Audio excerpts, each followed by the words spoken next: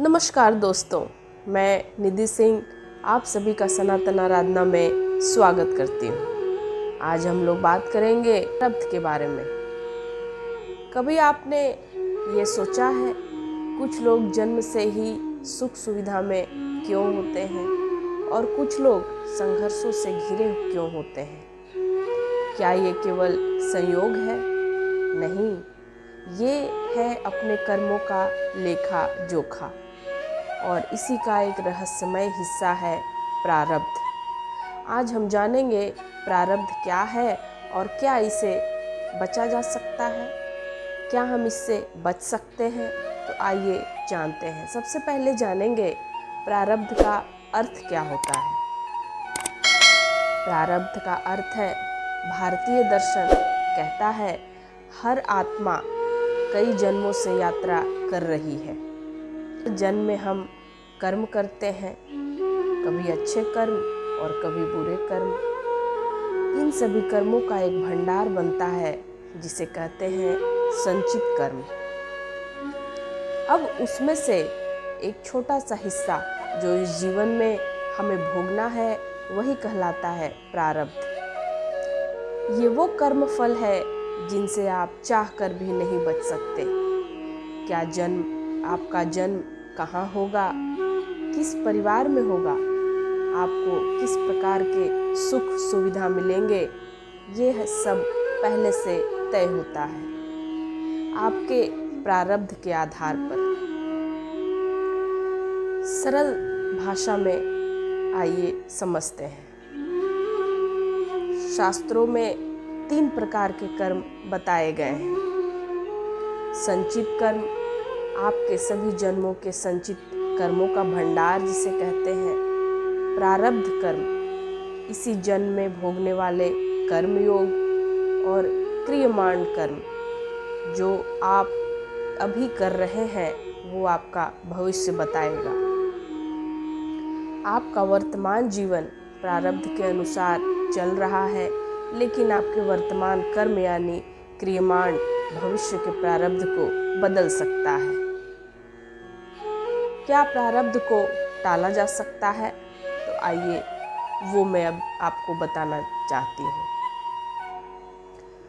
सवाल उठता है, क्या प्रारब्ध को टाला जा सकता है? शास्त्र कहते हैं, नियम से प्रारब्ध तो टाला नहीं जा सकता, लेकिन गुरु कृपा, सच्ची भक्ति और तप से प्रारब्ध के प्रभाव को कम किया जा सकता है। जैसे सूर्य की गर्मी बर्फ को पिघला देती है, वैसे ही आत्मिक साधना प्रारब्ध को भी नरम बना सकती है। ईश्वर का स्मरण, जप, ध्यान और सेवा, यही आपके जीवन की दिशा को मोड़ सकते हैं। तो अगली बार जब जीवन में कोई कठिनाई आए तो खुद से पूछिए, क्या ये प्रारब्ध का फल है और क्या मैं आज ऐसे कर्म कर रहा हूँ जो कल के प्रारब्ध को सुंदर बना दे। सत्य यही है, प्रारब्ध आपको रोके नहीं बल्कि ईश्वर की ओर खींचे, यही उसकी सबसे बड़ी भूमिका है।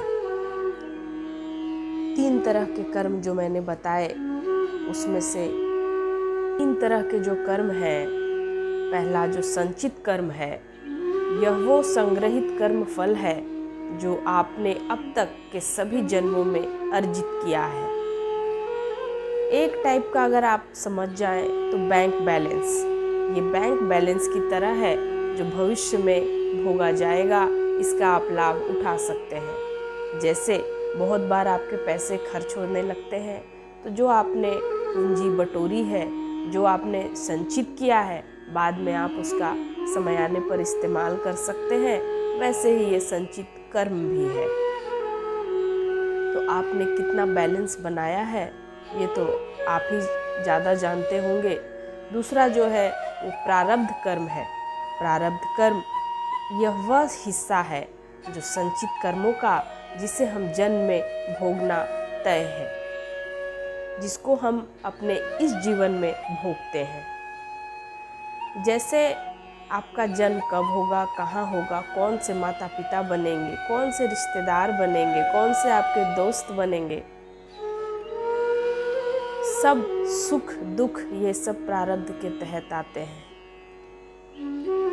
आपका जन्म कब होगा, कहाँ होगा, कौन से रिश्तेदार मिलेंगे, माता पिता कौन बनेंगे, आपके दोस्त कौन बनेंगे, ये सब प्रारब्ध कर्म तय करता है। आपके जीवन में सुख होगा, दुख होगा, ये सब प्रारब्ध कर्म बताता है। क्रियमान कर्म जो है ये इस जन्म में किए गए वर्तमान कर्म है। ये आपके भविष्य को प्रभावित करते हैं और अगला प्रारब्ध बना सकते हैं। तो ये जो क्रियमान कर्म है इसमें ये हमारे वश में है। इसमें हम अच्छा कर्म करें ताकि अगले जन्म में हमें अच्छा घर परिवार, माता पिता, दोस्त, सुख सुविधा, गुरु सब अच्छा मिले। इसके लिए प्रारब्ध क्रियमान कर्म जो है उसको आप लोग सब सही करें। मान लीजिए आपने पिछले जन्म में किसी की मदद की थी, यानी सत्कर्म किया। अब उस सत्कर्म का फल इस जन्म में आपको कोई अचानक सहायता करके कर देगा, यही प्रारब्ध है।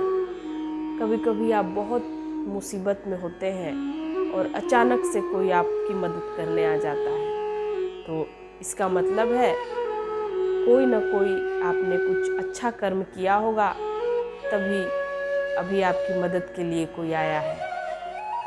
दूसरी ओर अगर आपने कभी किसी को बहुत कष्ट दिया होगा तो आपको ये याद रखना है किसी न किसी रूप में दुख आपको मिलेगा ही, यही है प्रारब्ध।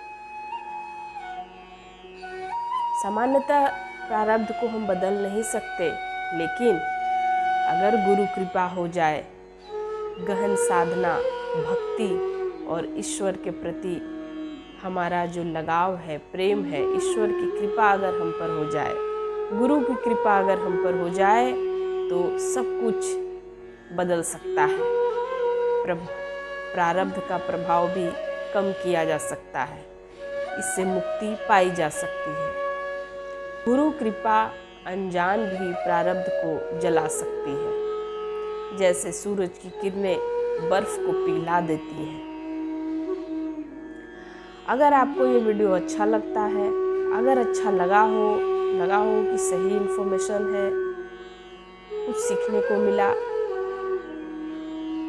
अगर आपको मेरा ये वीडियो ज्ञानवर्धक लगा हो तो इसे लाइक करें, कमेंट करें और कमेंट में जय गुरुदेव, हरिओम, हर हर महादेव जरूर लिखें।